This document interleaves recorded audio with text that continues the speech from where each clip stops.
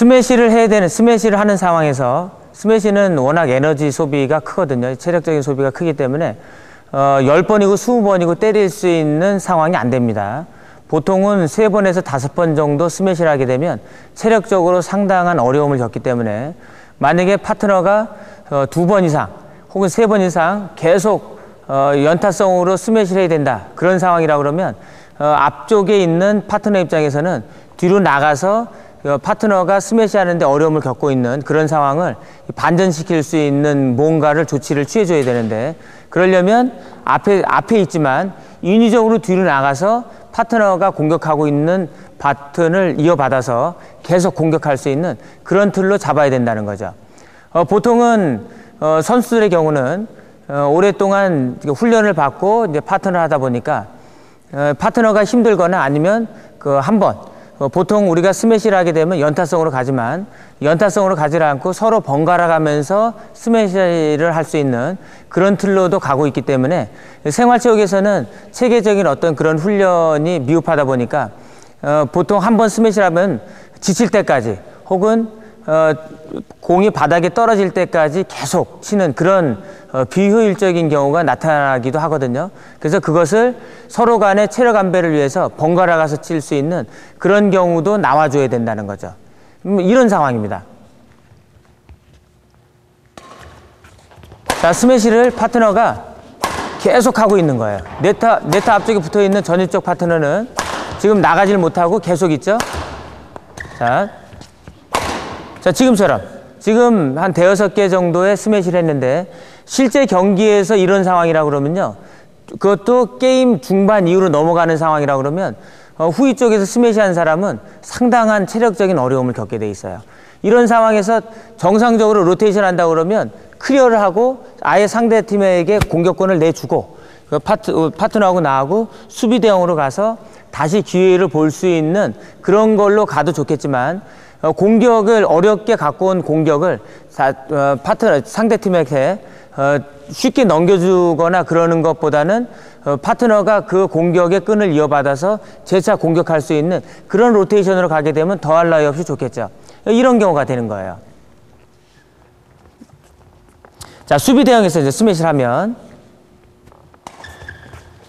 자, 스매시를 합니다. 이제 스매시를 하고, 자, 앞에 있는 파트너가 뒤로 나가서 이 공격을 이어받는 거죠. 이렇게. 자, 계속 공격을 이어받고 있죠. 네.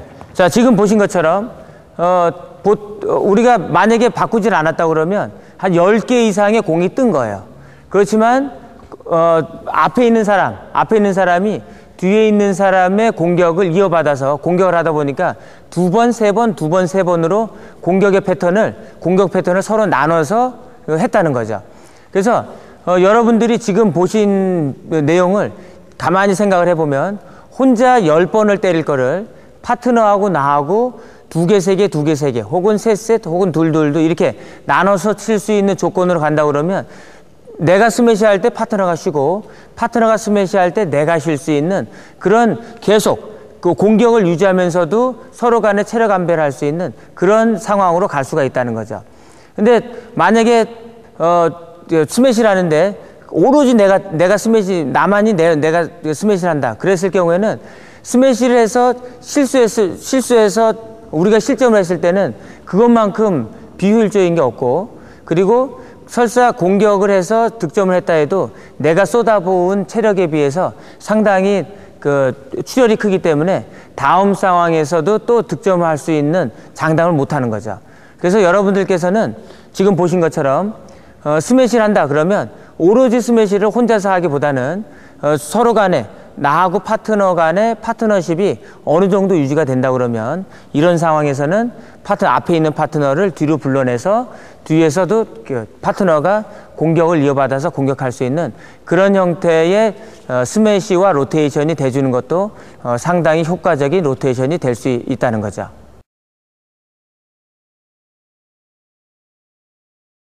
공격을 하는 공격 대응 상황에서 후위 쪽에 있는 파트너가 스매시를 했는데 밀렸어요. 이렇게 옆방향으로 나갔는데 도저히 정상적인 자세를 추스릴 수 없는 그런 상황에 처해 있거든요. 그런 상황에 처해 있다 그러면 공격을 하고 난 다음에는 재차 공격을 해야 되기 때문에 공격 대응 자체가 공격 대응이기 때문에 재차 공격을 해줘야 되거든요. 재차 공격을 해줘야 되는데 상황 자체가 안 좋은 거예요. 그럴 때는 앞에 있는 파트너가 그걸 인지하고 뒤로 나가서 반대쪽 공을 쳐주고 밀려있던 파트너는 다시 앞쪽에 와서 앞쪽을 맡아주는 그런 형태의 플레이가 나와줘야 되거든요. 자, 이런 경우가 되겠습니다. 자, 공격 대응으로 맞춰주시고요. 자, 후위 쪽에서 스매시를 했는데 밀린 거예요. 자, 밀리고 이렇게 밀린 상황에서 어디가 비어 있냐면 여기가 비어 있는 거예요. 이 상황에서 네트 앞쪽으로 보낸다고 그러면 당연히 앞쪽에 있는 사람이 이 공을 치겠죠. 근데 이쪽이 지금 비어 있거든요. 이쪽이 비어 있는데 정상적이라고 한다면 이쪽에 지금 친 파트너가 와서 이 공을 치겠지만 지금 밀려 있거든요. 밀려 있으니까 이쪽으로 오는 공을 앞에서 나가서 처리를 해줘야 되는 거예요. 자, 나가서 처리를 해주고 자리가 바뀌면서 그렇죠. 지금 보신 것처럼 자리가 바뀌면서 네트 앞쪽에 있는 공을 밀려있던 파트너가 들어와서 처리해주는 이런 형태의 로테이션이 나와줘야 되거든요. 우리가 오로지 후위 쪽은 후위 쪽에서 있는 사람이 치고 전위는 전위에서 있는 사람만 친다. 이거 기본이긴 합니다. 이게 기본 개념이긴 하지만은 상황에 따라서는 우리가 처해 있는 상황에 따라서는 앞 사람이 뒤로 나올 수도 있고 뒷사람이 앞으로 들어갈 수도 있는 그런 형태의 로테이션이 돼줘야 되는데 지금 보신 게 그런 거예요. 정상적으로 할 수 있는 플레이가 안 되기 때문에 그런 거거든요. 자, 다시 한번 보겠습니다. 치고 밀려서 네. 완전히 사이드 라인 쪽으로 밀렸다. 이렇게 밀린 상황에서는요. 반대쪽으로 공이 왔을 때는 여기 있는 사람이 저공까지 치기가 상당히 어려워요. 쳐도 문제거든요. 그래서 이럴 때는 앞에 있는 사람이 뒤로 나가서 공을 쳐주는 게 가장 좋다라는 거죠. 그래서 여러분들께서 게임을 하실 때는 게임을 하시면서 로테이션은 파트너에 대한 배려, 처해 있는 상황에 따라서 빨리빨리 대형 자체를 전환시켜 줄 수 있는 그런 걸로 가져야 되는데 지금 여러분들께 말씀드리려고 하는 이런 그 상황도 실제 게임에서는 상당히 많이 나오고 있어요. 상당히 많이 나오고 있는데 왜 잘 이루어지지 않냐면은 앞에서 뒷상황을 잘 모르는 거예요. 그래서 앞에서 뒷상황을 잘 모르는 상황에서 앞에서는 나갈 수 있는 방법이 없죠. 그럴 때 파트너한테 어떤 신호를 보내줘야 되는 거예요. 빠져, 나가. 네, 파트너의 이름을 부르던가 그런 형태의 어떤 그 신호를 보내서 위치를 잡아주게 되면 내 상황이 이러니까 네가 나가라 라는 그 상황을 하나의 신호로 알려주게 되면 앞에서는 그 신호를 받고 나가서 공을 쳐주고 위치를 바꿔주는 그런 형태의 로테이션이 노련하게 나와주면 경기 운영하는 데 상당히 도움이 되죠. 예, 콜을 하는 형태로 해서 한번 보겠습니다.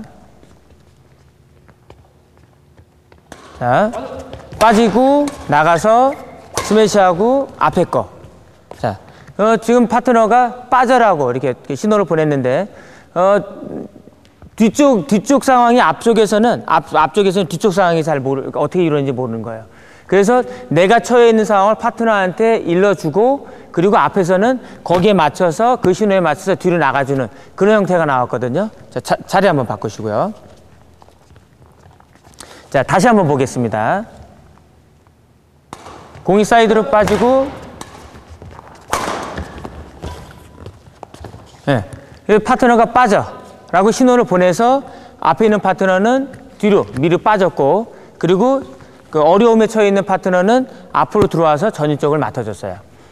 그래서 스매시와 로테이션에서 스매시하고 난 다음에 내 스매시하고 난 다음 상황이 내가 재차 공격할 수 있는 상황이 아니다. 그럴 때는 앞에 있는 파트너를 뒤로 불러내서 반대쪽을 커버해 줄 수 있도록 해주고 나는 다시 앞쪽으로 들어와서 전위 쪽을 맡아주는 그런 형태의 로테이션을 활용해 주시는 것도 경기 운영에 상당히 도움이 많이 될 걸로 여러분들께 말씀을 드릴 수가 있죠.